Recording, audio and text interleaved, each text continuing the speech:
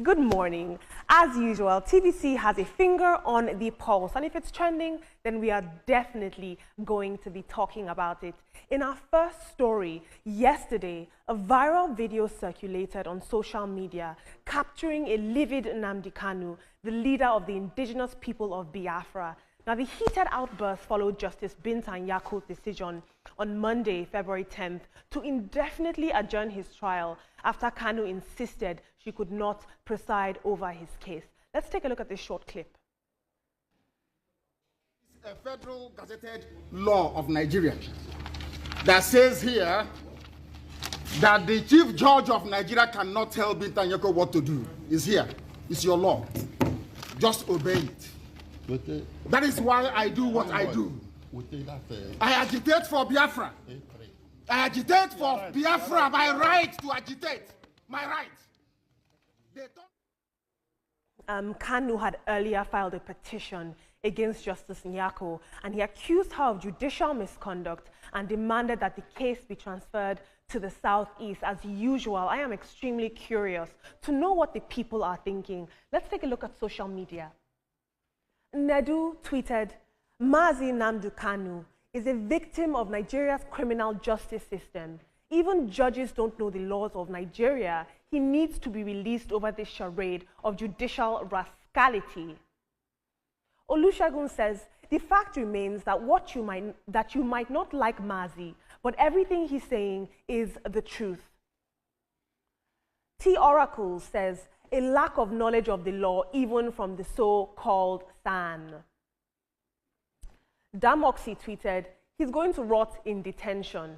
He doesn't know what he has entered into. All this shout will never save him. He cannot intimidate anyone. He can only shout." And finally, Joe tweeted, "But wait, doesn't this guy have lawyers? I've never seen anyone represent himself in court." It's called the concept of pro se, and we see this with a lot of charismatic figures who take laws into their own hands. We look forward to watching this story as it unfolds. But to Mazi Nnamdi Kanu's case now, Justice Binta Nyako had recused herself from his case initially, but now the case is before her, and he is really livid about this whole matter. I believe that the technicalities of his case and the law, a lot of people do not understand it. So I believe in due course, people will begin to understand the matters around his case. Well, Nnamdi Kanu, a very illegal drone battle is been there for like, it's not going to end. But then we hope that it ends, anytime soon because of the political, not interference, trying to settle things amicably. But his agitation, his anger, even to his lawyer, further adds another layer to his legal battle, with the federal government. But I want to believe as what he says, because Southeast, we need peace in the Southeast.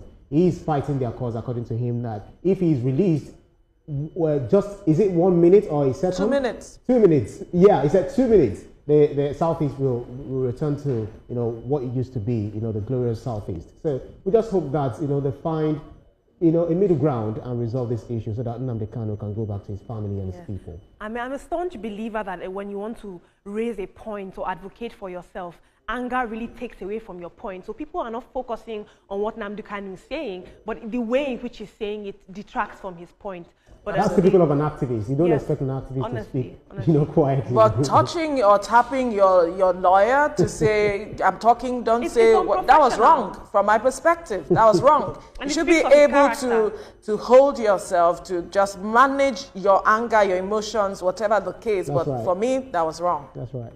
Let's all be calming down.